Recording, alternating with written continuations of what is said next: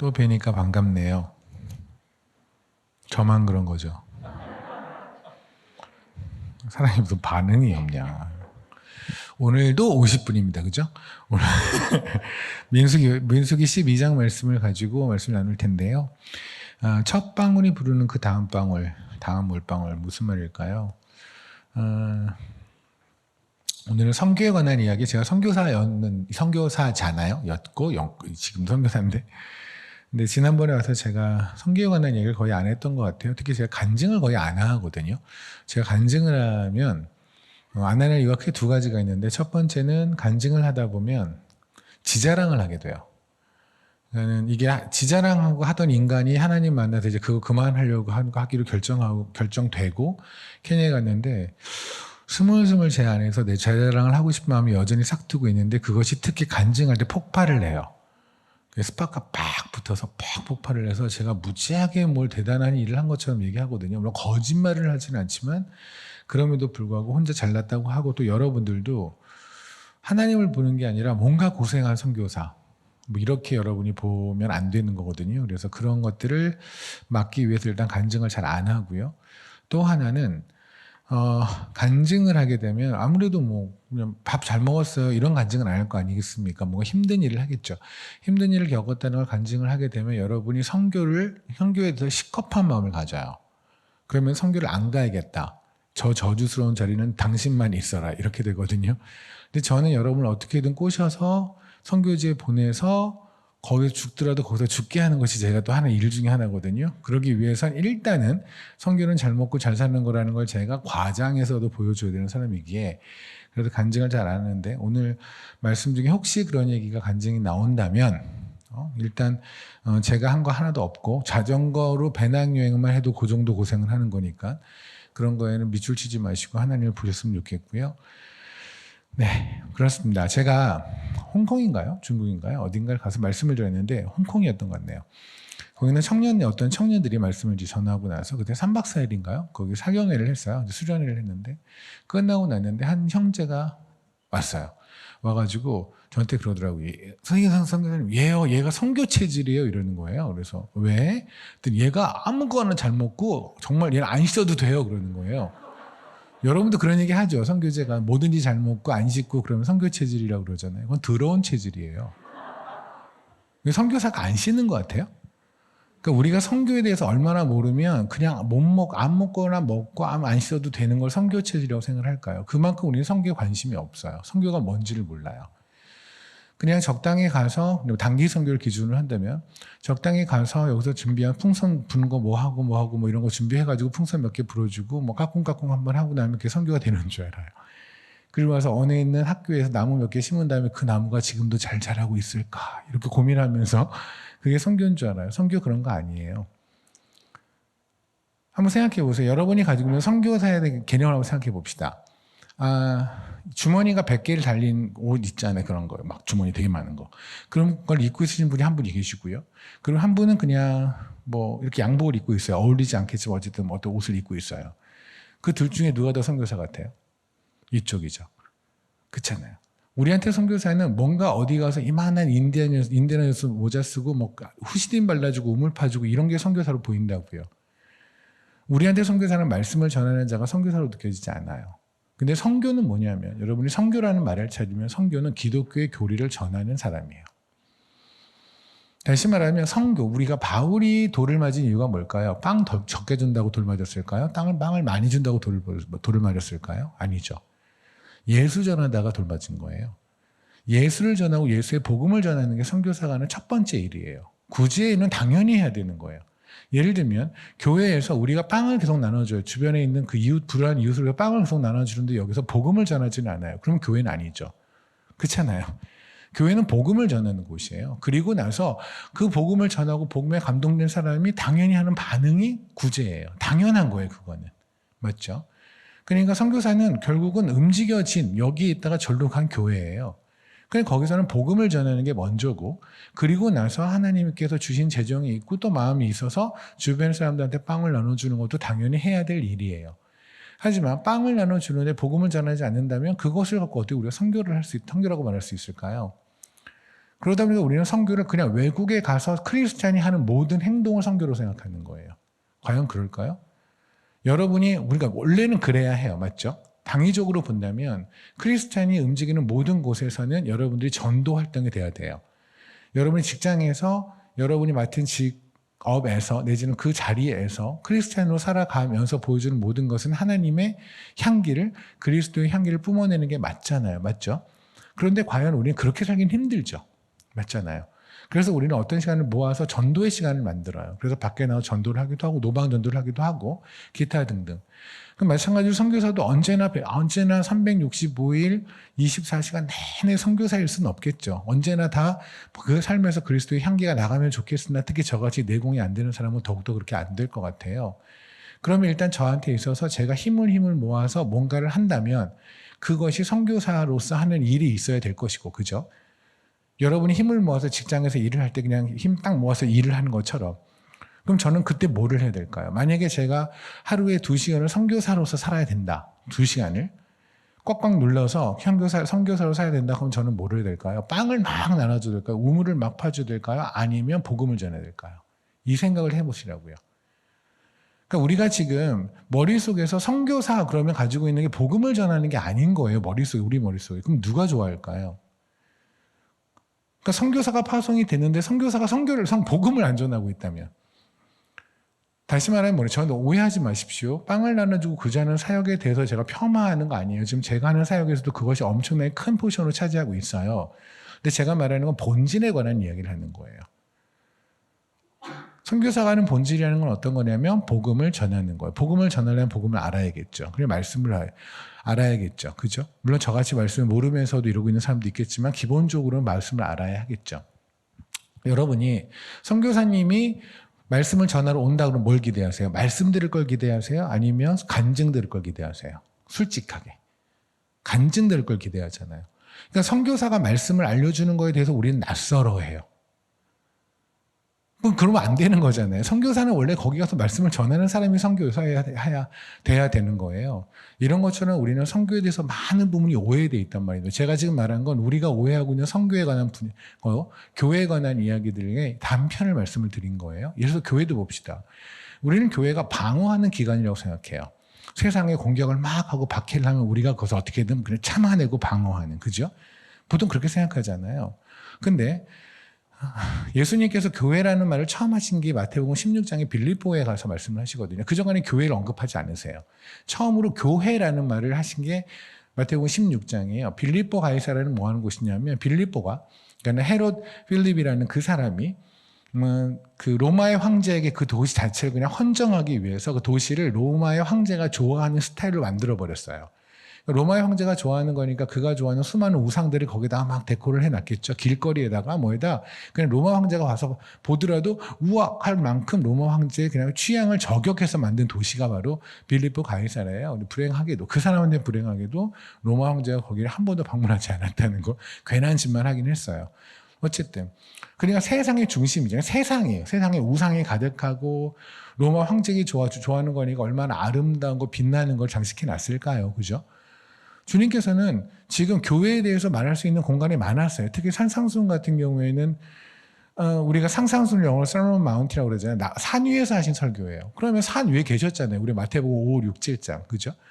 그럼 충분히 우리가 생각할 때 교회에 대한 개념을 생각한다면 교회의 말씀을 하시는 게 하나 적합한 곳이 산속 아니었을까요? 조용하고. 근데 거기서 계속해서 침묵을 지키시다가 갑자기 세상에서 가장 시끄러운 것, 가장 그 우상들이 득실득실 거리는 것, 세상의 만문신, 돈, 황금 이런 것이 주인이 되고 하나님이 돼버린 곳, 그 곳에서 주님이 갑자기 교회에 관한 말씀을 하세요. 그리고서 무슨 말씀을 하시면 음부의 권세가 교회를 이기지 못할 것이다, 이런 식의 이런 말씀을 하세요.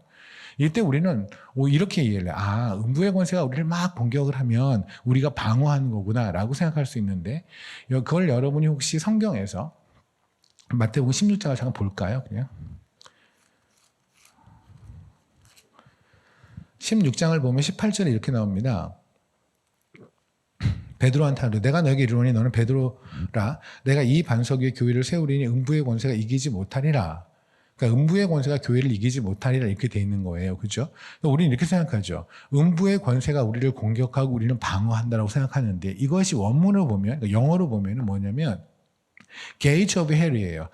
gate of hell이라는 건 지옥의 문이 shall not prevail against 이제 그것에 대항해 이기지 못할 것이다. 무슨 말이냐면 지옥의 문이라고 하는 문은 공격용이에요? 방어용이에요? 문. 몰라요? 문을 본 적이 없어요? 문은 공격하기 위한 거예요? 방어하기 위한 거예요? 그러니까 지옥의 문이 교회를 이기지 못할 거라고요. 그럼 지옥의 문이라고 말했고 지옥의 문이 교회를 이기지 못하면 누가 공격하는 거예요? 교회가 공격하는 거예요. 우리는 계속 모든 걸 헷갈려 있는 거예요, 지금. 교회는 늘상 방어하는 곳이고, 성교는 밥을 나눠주는 곳이고, 성교는 밥을 나눠주는 것이고, 이렇게 모든 것이 뒤바뀌어 있으니까 뭔가 전도가 되는 것 같고, 성교가 되는 것 같은데, 그럼에도 불구하고 뭐가 안 되고 있는 분위기. 교회는 그런 곳이 아닙니다. 교회는 방어하는 곳이 아니에요. 공격하는 곳이에요. 다만, 세상은 우리를 폭력으로 또는 비방으로서 또는 박해로서 우리를 공격을 하죠. 그죠? 근데 우리는 무기가 달라요. 하나님이 우리에게 주신 무기가 사랑이에요. 용서예요. 우리는 사랑으로 공격을 하는 거예요. 여러분이 주변에서 옆에 있는 사람을 사랑하죠. 용서하죠. 그럼 진 것 같은 느낌 들지 않아요? 제가 분명히 잘못했는데 내가 걔를 용서하면 뭔가 내가 진 것 같은데 그냥 아유 넘어가자 이러잖아요. 아니에요. 여러분 용서로 공격하신 거예요. 그게 교회와 성도가 하는 일이에요. 다시 말씀드리자면 우리가 계속해서 말씀을 통해서 배워야 되는 건 뭐냐면 우리는 세상에서 계속 일주일을 한다면 월요일부터 토요일까지 뭐를 듣냐면 세상의 주장을 들어요. 세상의 주장과 그들의 정의를 들어요. 그들이 생각하는 거룩에 대해서 듣고 그들이 말하는 경건, 그들이 말하는 사랑에 대해서 들어요. 그죠? 근데 우리는 그것이 뒤바뀌어지는 순간이 여기에요. 여기에 왔더니 세상에서 말하는 사랑이 아니더라. 세상에서 말하는 사랑은 뭐냐면 너를 먼저 사랑하고, 그죠? 나를 사랑하라 했잖아요. 아무런 데를 봐도 광고에도 광고나 모든 거 사는 게 뭐예요? 다 당신을 사랑하세요. 당신을 사랑하세요. 근데 교회에 왔더니 사랑이 뭐냐면 하나님을 사랑하는 거고 나를 부인하는 거래요. 그게 사랑이래요. 그러니까 우리는 세상에서 그냥 가지고 있는 모든 단어들의 정의, 행복의 정의, 거룩의 정의, 사랑의 정의, 용서의 정의, 용서도 마찬가지죠. 세상에서 용서는 무관심과 같은 말이거든요. 이런 거죠. 제가 이 친구랑 사이가 좀 안 좋아요. 그런데 내가 이 친구를 용서하기로 했어요. 그런데 제가 와서 물어봐요. 너 그러면 쟤랑 밥 한 끼 먹을래? 그러면 에이 그 정도는 아니죠. 용서는 했는데 밥을 먹을 정도는 아니에요. 그죠?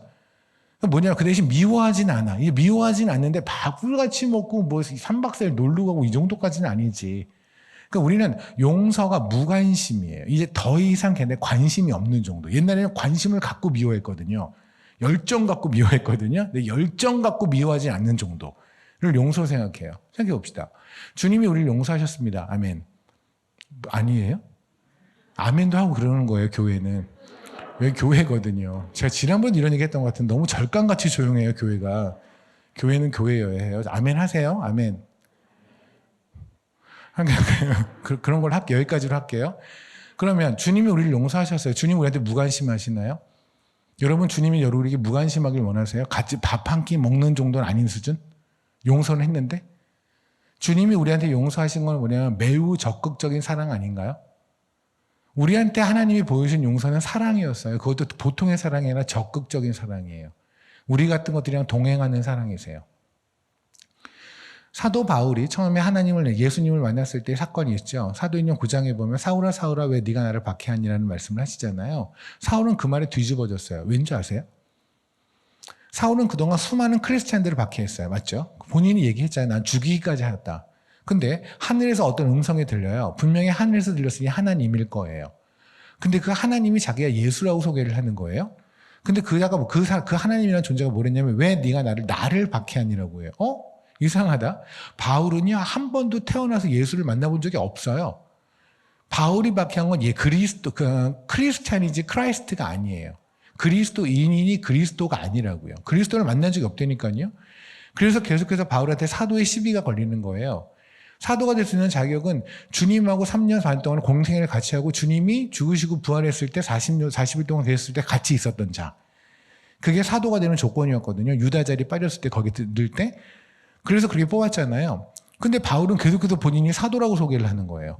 그러니까 사람들이 시비를 걸죠. 넌 사도가 아니야. 넌 사도 왜 너는 예수님이 사역할 때도 없었잖아. 근데 왜 네가 사도래? 바울도 답답하죠. 지도 사도하기 싫어 죽겠는데 하나님이 사도 시켰으니까 사도인데. 그러니까 사도는 바울을 의도적으로 사도라는 얘기를 붙여요. 그래서 여러분이 바울 그러면 사도 바울 이렇게 떠오르죠. 요한은 우리가 알고 있는 야고보 있잖아요. 야고보는 분명히 사도 야고보거든요. 근데 우리가 사도 야고보 이렇게 안 떠올려요.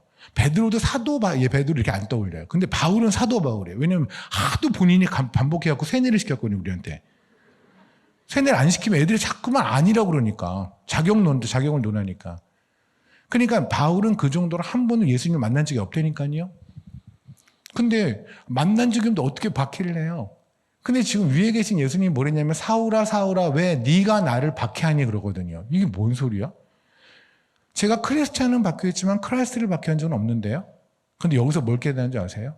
그가 박해할 때마다 그 크리스찬들이 그 그리스도인들이 말을 했겠죠. 우리 주님이 내 마음 알아요. 내가 당하는 고통을 주님이 같이 당하고 계세요. 그 주님이 내 안에 사세요. 바울 입장에서 무슨 말 같지도 않은 소리는. 무슬림들이요, 이슬람에서 절대 기독교를 인정하지 않는 게 바로 뭐냐면, 하나님이 우리 안에 산다고? 하나님이 성육신에서 이 땅에 왔다고? 말도 안 되는 거예요. 하나님은 저기 계셔야 돼요. 거룩한 하나님이 어떻게 인간들이 사는 이 땅에 내려올 수 있냐는 거죠. 하다못해 타워팰리스에 사는 사람들이 저기는 어디 조금 가난한 달동네 절대 안 가는 것처럼 사람도 그러는데 어떻게 하나님이 이 땅에 내려와? 그러니 예수가 하나님일 수가 없는 거예요. 그걸 인정하는 순간 자기들이 생각하는 하나님의 개념이 깨져버리거든요. 바울이 믿었던 하나님은 바로 그거예요. 하나님은 다른 어떤 대단한 영역에 있고 절대로 인간의 삶에 인간에 내려오지 않는 존재. 근데 지금 자기가 맨날 박해했던 크리스찬들은 뭐랬냐면 우리 하나님이 나를 아셔. 내가 지금 그 이름을 지키기 위해 몸이 두 동강 나고 살 가죽이 벗겨지는 이 고통을 주님이 아셔. 바울이 말하는 거 무슨 소리야. 근데 갑자기 하늘에서 내려 이런 음성이 들려요. 사울아 사울아 왜 네가 나를 박해하니? 나는 당신을 박해한 적이 없는데요. 저는 크리스찬을 박해했는데요. 그런데 당신이 만약에 내가 당신을 박해한다고 말하는 게 사실이라면 이들의 주장이 맞는 거죠. 나는 크리스찬을 박해했는데 아픔은 크라이스트가 당한 거죠. 주님이 우리 안에서 우리와 동행하시며 우리의 고통을 함께 하시고 우리의 아픔을 함께 하셨다는 얘기가 거짓말이 아닌 거예요. 주님의 사랑은 그런 거예요. 세상에 그런 사랑 본 적 있어요? 세상에서 그런 용서 본 적 있어요? 없잖아요. 근데 우리는 세상의 용서에 익숙해요. 그리고 우리는 용서한다 그러면 무관심을 용서 생각하고 그냥 퉁치고 가는 거예요. 그것이 깨지는 자리가 이 자리예요. 그러니까 우리는 말씀을 통해서 뭐를 하는 거냐면 세상에서 익숙한 용어들의 정의가 바뀌는 것. 그러니까 세상에서는 착한 일이 뭐냐면 빵을 나눠주고 우물을 파주고 이게 착한 일이에요. 근데 성경에서 선한 일은 뭐냐면 예수를 믿는 거예요. 예수를 믿으니 예수를 전하게 되는 거, 그게 바로 착한 일이에요. 거기다 플러스로 나머지들이 다 따라오는 거죠. 가장 중요한 착한 일은 우리가 세상에서 말하는 착한 일이 아니라고요. 제가 한번 여기 한국에 와서 머리를 자르고 왔는데 그 머리 자르는 아줌마가 어떻게 알았는지 저한테 한국에서 안 사시오 그러더라고요. 그래서 어떻게 알지? 그래서 네, 어떻게 하세요? 그랬더니 아니 그렇게 보여요. 목이 까매요. 그러더라고요. 그래서 그렇구나. 목이 까마구나. 뭐 하시는 분이라고 해서 선교사입니다. 그랬더니 좋은 일 하시네요. 뒤에 달력 앞에 부처가 이만한 게 있어요. 그러니까 세상 사람도 선교사는 착한 일을 한대요. 제가 정말 착한 일을 한다고 생각한다면 그러면 예수를 믿으셔야죠. 세상에서의 착한 일과 우리가 말하는 착한 일은 다르다고요. 이해되십니까? 우리가 착한 일은 그것보다 훨씬 더 광범위하고 훨씬 더 깊어요. 저는 그 개념이 이 짧은 시간이지만 여기서 많이 깨우셨으면 좋겠다는 생각이 들어요. 온유함에 대한 얘기를 합니다. 모세가 지금 온유하대요. 오늘 말씀이 그랬잖아요. 모세는 지면에서 가장 온유한 사람이래요. 우리가 알고 있는 온유함은 어떤 거예요? 막 건드려도 화 안 내는 사람, 좀 바보같이 이런 사람이 온유한 거라고 생각을 해요. 그죠? 온유함. 근데 뭔가 좀 건들 때마다 이렇게 발작발작하고 뭔가 반응을 보이면 우리가 온유하단 말을 하지 않잖아요. 그럼 모세는 지금 상태가 이런 건가요? 미리암이하고 아론이 와서 막 건드리는 거야. 너 왜 그랬어? 왜 그랬어? 건드렸더니 모세가 몰라. 그러고 있었더니 온유한 건가요? 그거를 지면에서 가장 잘 온유한 건 어떤 걸까요? 몰라. 이런 건가요? 잘 보세요. 지금 모세는 어떤 위기에 처해 있냐면 모세는 구스 여인이랑 결혼을 하기로 했어요. 모세가 구스 여인이랑 결혼한 거는 어마어마한 사건입니다. 왜냐하면 처음에 야곱과 그의 식솔들이 애굽에 들어갔어요. 그리고 430년이 들어서 모세가 그들을 건져냈어요. 그죠? 모세를 통해서 하나님이 건져내셨어요. 처음에 들어갔을 때는 야곱 포함 70명 남짓했던 사람인데 나올 때는 200만 명이 넘어요. 어떤 신학자는 300만 명이라고 얘기하기도 해요. 엄청 많아요. 뭐 엄청 많은 사람이 나왔어요. 근데 그 숫자가 400년이 될 동안 그들은 피를 지켰어요. 혈통을 지켰어요. 그 혈통을 지키게 하기 위해서 하나님이 하신 방법이 뭐냐면 처음에 야곱이 들어갔을 때 요셉이 와요. 총리였던 요셉이 와요. 그리고 아버지한테 얘기하죠. 아버지, 이제 좀 있으면 바로가 올 거예요. 이 애굽에 있는 왕이 올 거예요. 근데 그 왕이 우리 아버지한테 직업을 물어보면 그냥 직업이 유목민이라고 하세요. 유목민인 거 맞잖아요. 근데 왜? 왜냐면 그 유목민이라고 말하면 그들이 유목민을 무시하거든요. 이런 불효자가 있나요? 보통 아버지가 그러면 무시를 당할 거니까 거짓말을 해서라도 좀 있어 보이는 직업을 소개하세요. 이렇게 말해야 되는 건데 그들은 유목민을 업신여기니 아버지가 유목민이라고 말하세요. 그 말이에요. 그게 무슨 말이냐면 그들은 업신여길 거예요. 이제.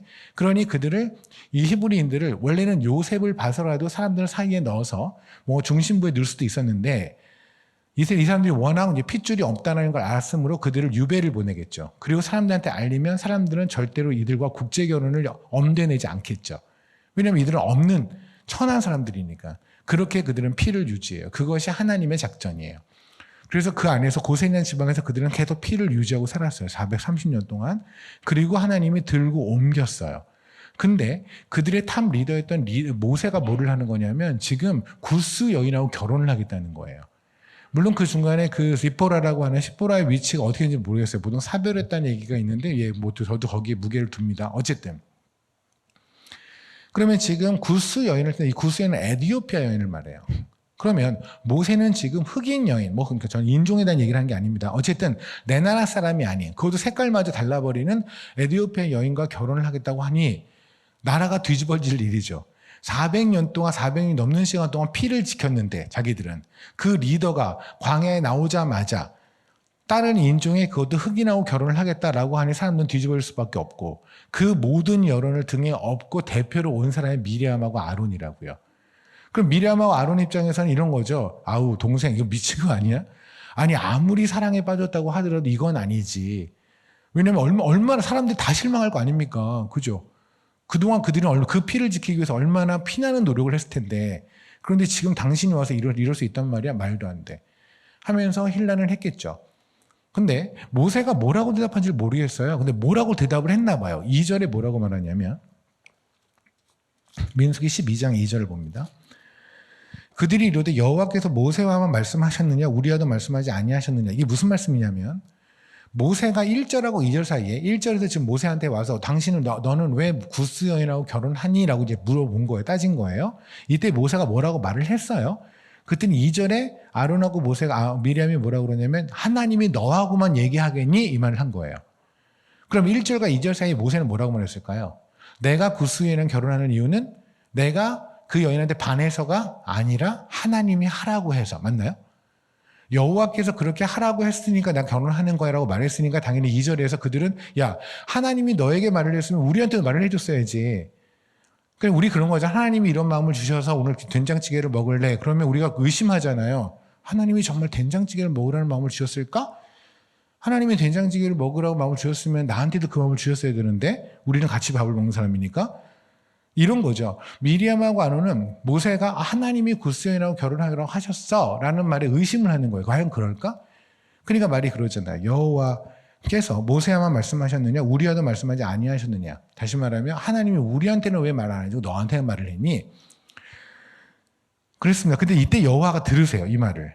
그럼 이제 하나님의 반응은 두 가지 중에 하나죠. 만약에 모세의 말이 진짜라면 하나님께서 정말 모세에게 구스 여인하고 결혼하라는 것이 진짜라고 한다면 그거를 증명하셔야 되고, 그죠? 만약에 모세가 뻥이라면 미리암하고 아론의 말이 맞는 것처럼 모세는 그냥 자기 정욕에 따라서 자기가 그냥 좋아하는 스타일의 여인을 만나 결혼을 하는데 그것이 인종 그런 걸 넘어서 여태까지 400년 동안 지켰던 혈연 이런 거 필요 없이 자기 뜻대로 가는 거라고 한다면 하나님은 모세를 꿀밤을 먹여야 되는 거죠. 맞죠? 근데 결론적으로 여러분이 알다시피 이 밑에 내용을 보면 뭐가 나오냐면 미리암이 나병을 맞아요.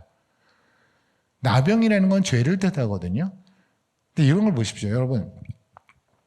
모세가, 근데 결국 제가 이제 말씀을 드리겠지만 이 모세가 이렇게 순종할 수 있는 이유 중에 하나가 뭐냐면 모세는 40년 동안 왕자였어요. 맞죠?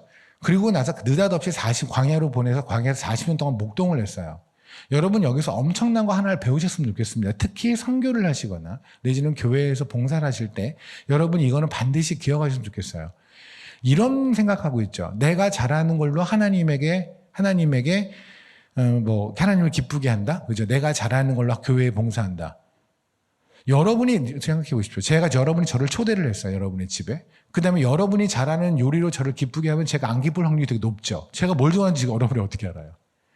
여러분이 만약에 복숭아를 넣어가지고 막 엄청나게 그냥 맛있는 과일 뭐뭐를 만들면 저는 죽어요. 저는 복숭아 알러지가 치명적이거든요. 그러니까 여러분이 잘하는 거로 저를 기쁘게 할 수는 없어요. 저한테 만약에 기쁘게 하려면 저한테 뭐를 좋아하세요? 물어봐야죠. 왜 우리는 하나님이 우리의 삶에서 뭐를 좋아하는지 하나도 물어보지 않아요. 내가 음악을 했으니까 하나님은 제 음악의 재능을 받으셔야만 해요? 하나님은 그래야 하는 건가요? 내가 이거를 좋아하면 하나님은 그거를 받으셔야만 하는 건가요? 모세가 제일 잘한 게 뭔지 아십니까? 40년 동안 왕자였어요. 그러면 애굽에 있는 귀족의 생활에 대해서는 모세보다 더 잘한 사람은 없죠. 맞잖아요. 근데 하나님은 모세에게 봐서는 게 뭐냐면 그거 다 버리는 거. 하나님이 가장 기뻐했던 순간은 모세가 그 모든 걸 버리고 광야로 나온 거. 광야로 나왔더니 본인이 할 줄 아는 것 중에 아는 게 하나도 없어요.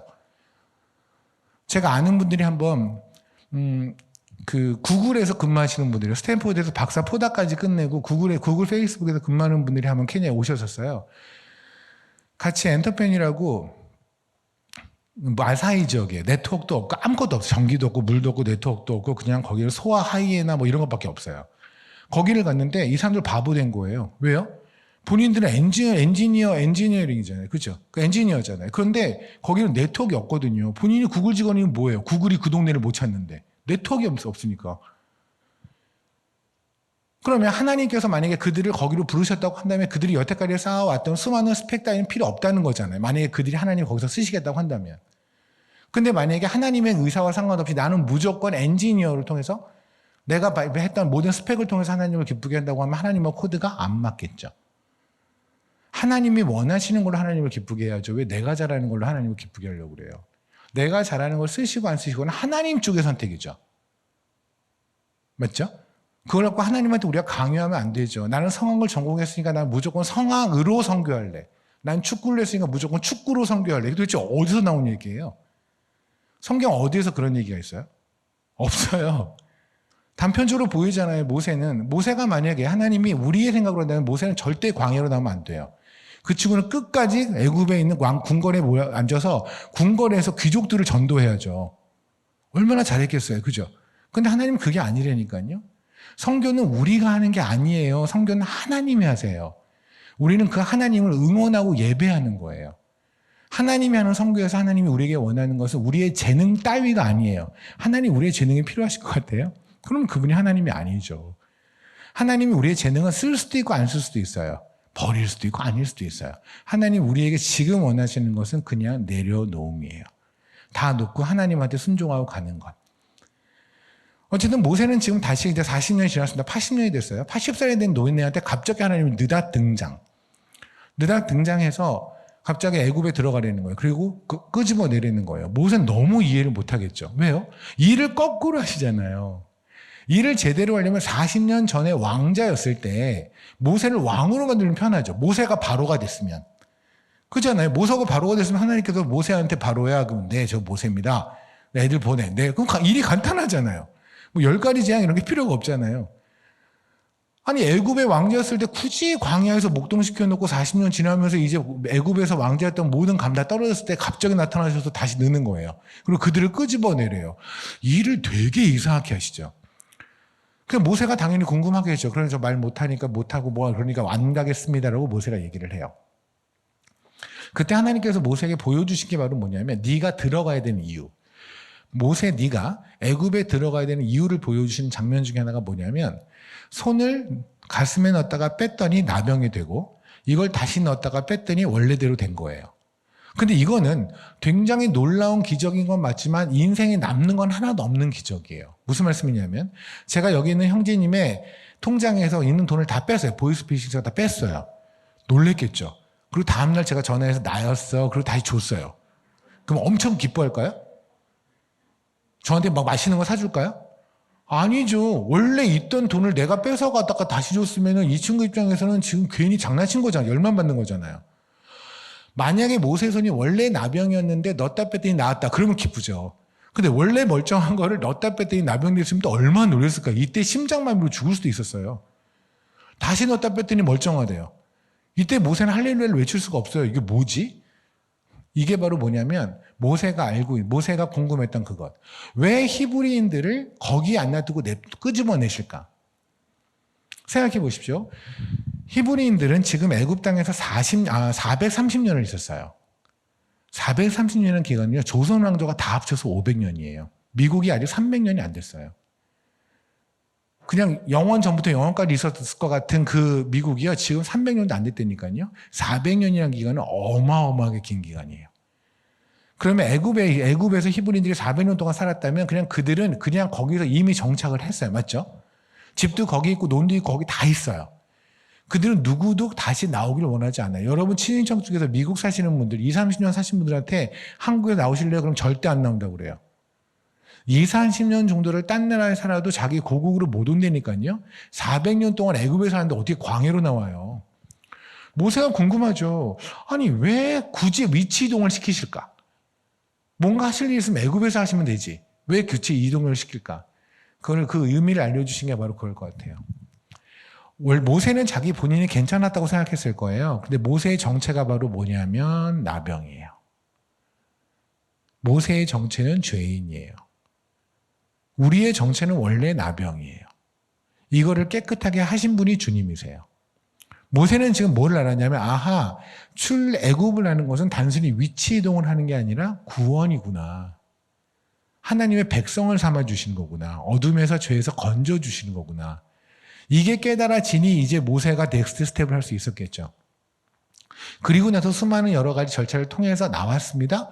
나왔는데 갑자기 하나님께서 모세에게 말하는 거예요. 구스여를 결혼해라. 이거는 모세한테는 감당하지 못하는 이야기예요. 왜냐하면 본인이 구스여를 결혼하는 순간에 이 여론이 자기를 죽여버릴 거거든요. 당연하잖아요. 여기 입장을 바꿔보세요.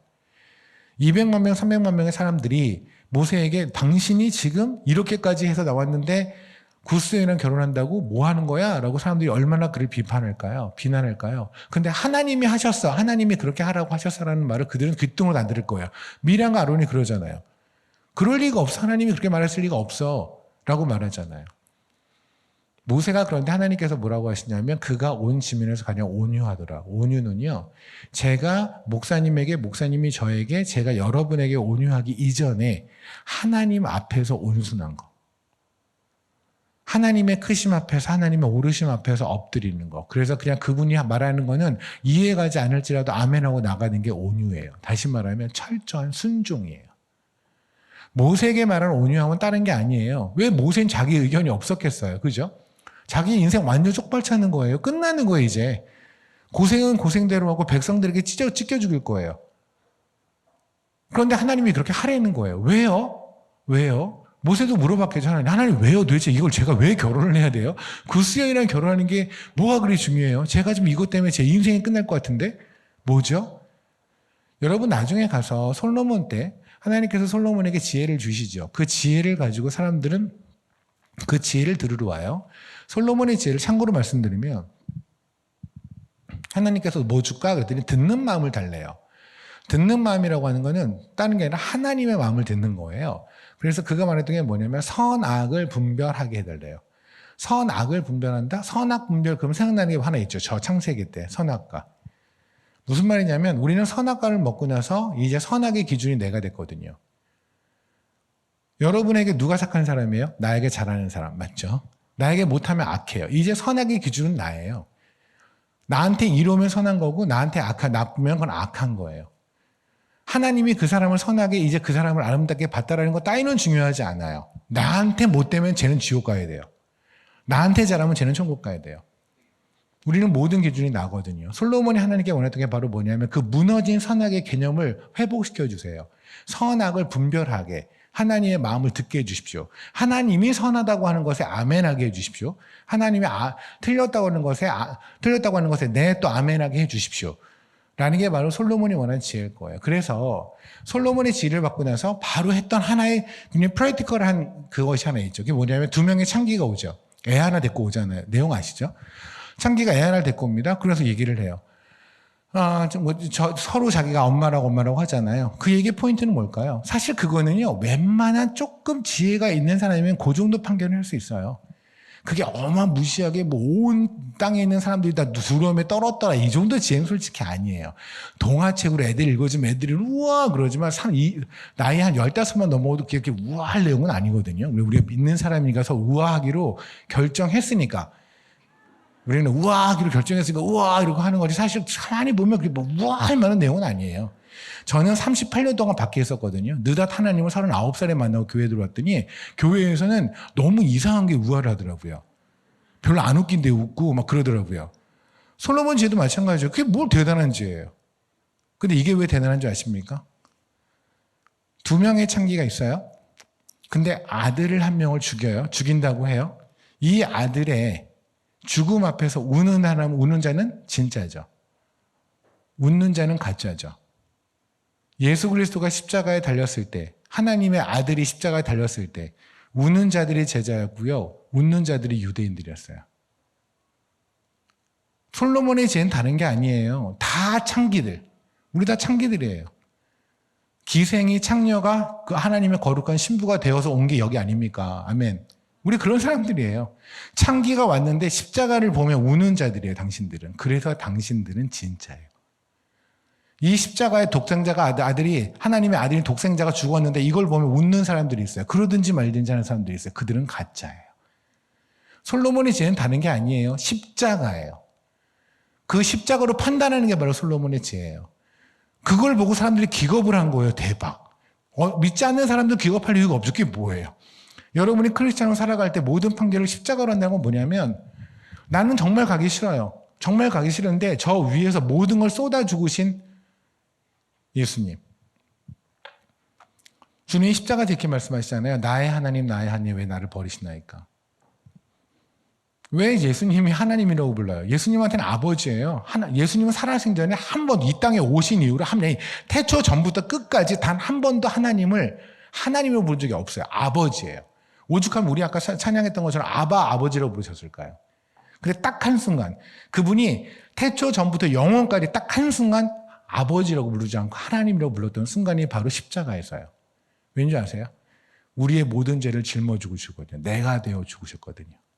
우리는 하나님을 아버지라고 부를 수 없는 존재예요. 근데 예수님이 아버지를 아버지라 부르지 못하고 하나님이라고 불렀던 그 순간에 우리가 하나님을 아버지라고 부를 수 있게 된 거예요. 이게 십자가예요.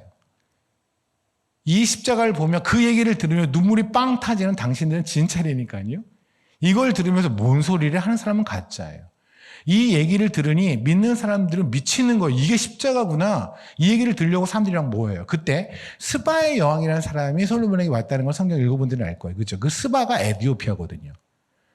그러면 스바의 여왕이 에디오피아에서 그 얘기를 들으러 왔다는 건 믿지 않는 사람이 괜히 와서 들은 게 아니라 믿는 사람이 들은 거죠. 맞죠? 믿지 않는 사람이 십자가 얘기를 들을 필요가 없잖아요. 제가 그저께 3일 동안 2박 3일로 그 어느 대에서 곳에서 사경회를 하고 왔는데 막 오세요. 사람들이 먼 데서도 오시고 막 오세요. 말씀 들으려고. 그중에 스님이 있을까요? 스님이 불교 신자 거기 올 확률이 없죠. 그럴 리가 없잖아요. 멀리서 하나님의 지혜, 솔로몬이 가지고 있는 그 지혜, 십자가의 지혜를 듣기 위해서 왔어요. 믿는 사람이니까. 그러면 궁금한 거, 에디오피아에 어떻게 하나님의 복음이 들어갔을까요? 스바의 여왕이 어쩌다가 하나님을 믿게 되었을까요? 어쩌다 하나님의 말씀에 관심이 있어서 솔로몬에까지 와서 귀를 기울게 됐을까요? 나중에 사도행전에 보면 에디오피아 내시가 유월절을 보내기 위해서 왔다가 빌립한테 침례를 받는 장면이 있죠. 다 아시는 얘기입니다. 에디오피아 내시라는 건 우리가 그 윤학이라고 하는 그 존재는, 그 직분은요, 혼자 자기가 독자적으로 움직일 수 있는 위치가 아니에요. 여러분 영화나 사고를 보더라도 왕이 가면 뒤에서 쫓아다니는 분들 있잖아요. 그러면 이들은 내가 하나님을 믿으니까 나 그냥 이스라엘 한번 갔다 예루살렘에 가서 유월절 보내고 올래 이럴 수가 없는 존재예요. 다시 말하면 에디오피아 내시가 왔다는 거는 에디오피아에 있는 왕실에서 그를 대표 사신처럼 보낸 거예요. 유월절을 보내라고. 근데 유월절을 보내는 것이 이들한테 관심사가 아니면 그럴 리가 없죠. 그럼 당시 에티오피아에 있는 귀족들은 여전히 하나님을 믿고 있었던 사람이란 말입니다. 이해되십니까? 어쩌다가 복음이 들어왔는데요. 혹시 모세 때 이때가 아닐까요? 구스 여인. 문제는 뭐냐면 모세가 구스 여인하고 결혼했다 하고 나서 이게 결론이 나고 지금 우리가 알다시피 그렇게 복음이 들어갔겠구나 라고 유추할 수 있고 결론 낼 수 있는 건 스바 여왕 때 솔로몬 때예요. 그러면 모세가 죽을 때까지는 구스 여인과 결혼했다라는 거에 대해서 하는 거에 대해서 그것이 하나님의 뜻이라는 거에 대해서 누구도 알지 못해요. 맞죠? 본인은 죽을 때까지 하나님의 뜻이라고 말하지만 누구도 믿지 못해요. 왜? 열매가 없으니까. 맞죠? 그냥 억울함 속에서 죽었을 거예요, 모세는. 그게 아닌데, 내가 그런 게 아닌데, 내 욕정 때문에, 내 안목의 정욕 때문에 그런 게 아닌데, 진짜 하나님이 하려서 한 건데 아무도 믿어주지 않는 거예요. 근데 이거는 그냥 있다가 사라질 만한 사실이 아니거든요. 이거는 분명히 그가 죽을 때까지 따라붙을 오명같이 따라붙었을 거예요. 그런 거 있잖아요. 모세가 딱 훌륭하긴 한데 그래도 뭐 이러면서 뒤에서 계속 얘기하는 거리들. 물론 미리암이 나병을 맞음으로써 모세에게 하나님의 마음을 주신 것 같긴 하지만 그럼에도 불구하고 이해가 계속 안 가는. 단순히 모세가 살았을 뿐만 아니라 모세가 죽고 나서도 계속해서 누구도 이해 못하는. 모세 이후에 보세요. 여호수아가 들어가죠. 14년 동안에 가나안 정복이 있어요. 300년이 넘는 시간에 사사기가 벌어져요. 그죠? 그 다음에 사울이 40년이에요. 다윗이 40년이에요. 그리고 솔로몬이에요. 그러면 거의 400년 동안 모세가 한 일이 하나님의 뜻이라는 걸 알지 못한다니까요. 스바 영이 나타날 때까지. 성경상으로 보면. 그런데 이 모세가 한 것이 에티오피아에 선교한 게 맞습니까? 결론적으로는 맞잖아요. 이게 첫 방울이에요. 제가 지금 가고 있는 그 무슬림 쪽에 있는 사역은요, 제가 처음 갔을 때, 지금도 마찬가지입니다. 왜 거기 가는지를 저도 몰랐고, 옆에도 몰랐고, 전부 다 그랬어요. 아니, 무슬림 동네예요. 그냥 무슬림 동네. 무슬림 동네에 크리스찬 스쿨을 하라는 하나님의 마음을 받았어요. 여기다가 크리스찬 학교를 만들려고요. 저 죽으란 얘기죠. 불 속에다 화약고 갖고 들어가는 거, 기름통 갖고 들어가는 거예요. 하라는 거예요. 결론이 어떻게 나오죠? 이상하다. 말도 안 되는데. 근데 했어요. 사람들에게 엄청나게 얘기를 들었어요. 처음에 애들이 왔는데 당연히 무슬림 가정에서 온 무슬림 아이들이에요. 그 아이들이 8명이 왔어요. 모든 사람들이 곧 망하리 그랬어요. 왜냐하면 저희는 매일매일 예배를 드리기로 했거든요. 매일. 그 학생들과. 그게 조건이에요. 애들 받는 조건. 그러면 무슬림 가정의 입장에서 본다면 그런 학교를 어떻게 보내겠어요? 그런데 학교가 거기 별로 많이 없다라는 것. 그리고 이 학교가 유난히 잘 가르친다라는 것 때문에 부모들이 아무렴 쟤네가 저렇게 끝까지 할까라는 생각이었는지 보냈어요. 근데 지금 아이들이 160명이 됐어요. 이제는 초등학교 유치원부터 시작한 게 이제 초등학교 5학년까지 생겼어요. 근데 아직까지 제 눈에서 무슬림이 개종한 걸 한 번도 아직 본 적 없어요. 전 11년 동안 거기를 가고 있는데 12년째가 됐군요. 그런데도 아직까지 한 명도 개종하지 않았어요. 저는 거기에서 늘상 유서를 써놓고 다녀요. 유서를 놓고 그리고 교회를 갔다가 안 살아오면 다시 돌아와서 유서를 담고 그런 일을 계속 매주 반복해요. 1년에 한 4개월에서 5개월 정도를. 그래서 제가 그래 죽으면 그러면 저는 헛된 죽음일까요? 사람들이 그러겠죠. 왜 쟤는 저렇게 살다 죽어? 왜 저랬을까? 여러분 바위를 보신 적 있나요? 큰 바위? 동굴에 큰 바위 보면 이만큼 구멍 뚫려 있는 바위 본 적 있죠? 그런 바위를 보면 위에 보면 어떤 물방울 하나가 이렇게 떨어져요. 맞죠? 그런 생각 들잖아요. 와, 저 물방울이 진짜 이 구멍을 냈다고? 이런 생각이 들지 않아요? 냈어요. 어떻게 해요? 첫 번째 어떤 미친 물방울이 떨어졌거든요. 정신 나간 물방울이 떨어진 거예요. 그때는 두 번째가 떨어졌어요. 그리고 세 번째가 떨어졌어요. 그렇게 시간이 걸려서 100년, 200년이 걸리고 1000년이 걸리니 바위 위에 구멍이 났어요. 전 여러분에게 선교를 가라 말라는 얘기할 자격도 없고 제가 그만큼 대단한 일을 한 적도 없기 때문에 여러분을 그렇게 인커리지할 만큼 일단 위치에 있지 않습니다. 다만 이런 말은 하고 싶네요. 선교를 갔을 때 맨 처음 가자마자 뭔가 열매를 볼 거라는 착각하지 마세요. 열매를 하나님이 어느 순간에 맺으실 거예요. 우리는 그냥 첫 방울만 했으면 좋겠어요. 여러분이 첫 방울이 되면 그 두 번째 방울이 올 거예요. 하나님이 보내실 거예요. 그리고 세 번째 방울 보내고 언젠가 바위에 구멍을 뚫듯 거기에 하나님이 열매를 맺으실 거예요. 우린 거기까지만 했으면 좋겠네요.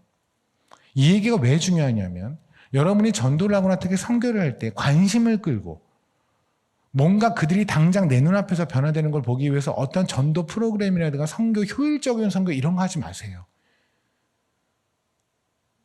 당장 내 눈앞에서 결과를 하기 위해서 예수 뒤로 숨기고 뭔가 달콤한 메시지 전하려고 하지 마세요.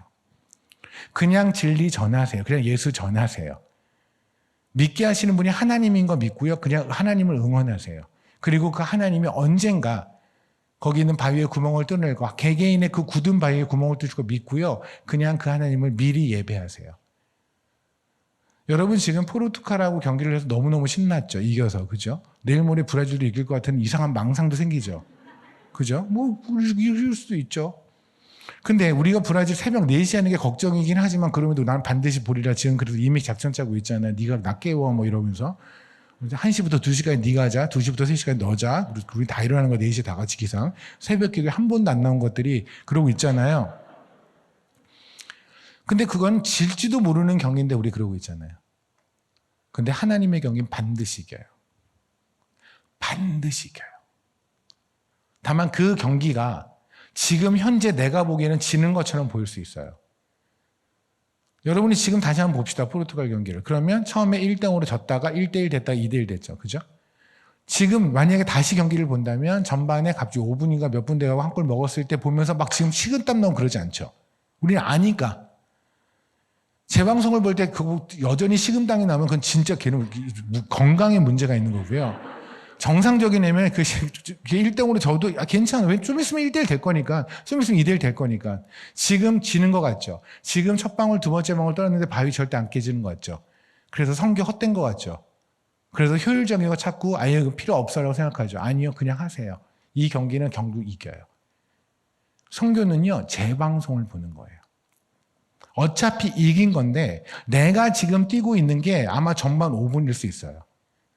그럼 지는 것처럼 보이는 건데 이거의 결론은 이긴다니까요. 아니 지는 경기일지도 모르는 지는 경기도 보려고 카타르까지 가는데 비행기 타고 이기는 경기 보려면 어디를 못 가겠습니까? 그것도 하나님의 경기인데 하나님 나라에 속해 있는데 전 여러분에게 간곡히 부탁드립니다. 그리고 제 자신에게도 다짐을 다시 한번 합니다. 지금 현재 하는 선교에서 사실은 많은 열매를 보지 못한 구석도 있고 그런 여러 사역들도 있습니다. 그런데 오늘 말씀을 전하면 다시 저 자신에게 다시 한번 말하는 것은 그래요. 첫 방울 합시다. 그냥. 저도 그렇게 다시 한번 다짐하겠습니다. 그리고 제가 혹시 어떤 일이 있으면 여러분 중에 누가 저의 두 번째 방울이 되겠으면 좋겠어요. 죽으란 얘기예요. 제가 무슬림 중에서 먼저 죽으면 이 중에 한 명이 와서 또 죽읍시다. 우리 처음에 예수 믿을 때, 이 땅에 예수가 들어왔을 때, 복음이 들어왔을 때 그들이 그렇게 흘린 피로 들어왔어요. 그죠? 그래서 여러분이 이렇게 앉아있는 거예요. 근데 우리는 그렇게 예수를 전할 마음 별로 없잖아요. 억울하기도 싫고 죽기도 싫고 건강에 다치기도 싫고 굶기도 싫고 벌레도 싫고 다 싫고 누구는 당시 비행기도 없던 시절에 3개월씩 6개월씩 배 타고 이 땅에 와서 복음 전하다가 죽고 전하기 전에 죽고 성경책 하나 떨어뜨리고 죽고 그렇게도 죽어서 여기에 우리 앉았는데 하나님 그렇게 복음 전했는데 우리 복음 알게 했는데 우리는 그렇게 복음을 전할 마음이 1도 없죠. 그냥 효율적으로 전하고 싶죠. 건강하게 안전하게 그냥 첫 방울 합시다. 나중에 보면 알겠죠. 나중에 주님 앞에 가보면 알겠죠. 어떤 것이 옳은 건지. 우리 나중에 가서 제가 먼저든 어쨌든 간에 우리 하늘에서 만날 겁니다. 하늘 한복판에서 만났을 때 조금 더 너덜너덜한 상태로 만났으면 좋겠고요. 너무 건강하게 해서 만나면 옆에서 목 잘려있는 베드로 있고 목 잘려있는 바울이 있고 거꾸로 매달린 베드로 있는데 우리 너무 건강하게 만나면 창피하잖아요. 좀 너덜너덜하게 주를 위해서 파이팅 했으면 좋겠고요. 혹시 여러분 안에 하나님께서 오래전부터 낮에는 지금 선교에 대한 마음을 주시는 게 있다면 반응을 지금 하셨으면 좋겠어요. 하나님은 지금 당장 살려야 되는 하나님의 백성이 있다는데 하나님한테 잠시만요. 33년만 기다려주세요 라고 말할 수는 없지 않아요? 그런 건 아니잖아요. 그죠? 하나님이 지금 주시는 그 얘기, 그 말씀에 여러분이 바로 반응했으면 좋겠고요. 무엇보다 그 반응한 거의 열매를 지금 당장 보려고 서두르거나 조급해하지 마시고요. 그냥 첫 방울만 했으면 좋겠습니다. 서로 첫 방울 하다가, 그리고 두 번째 방울 하다가, 세 번째 방울 하다가, 나중에 가서 다 바위에 구멍이 뚫리면 그때 주님 오시겠죠. 그때 주님 오시면 그때 알겠죠. 우리가 얼마나 귀하게 쓰임을 받았는지. 그렇게 주님 앞에 온유한 자로 모세처럼 사는 여러분이 되면 참 좋겠습니다. 기도하시겠습니다.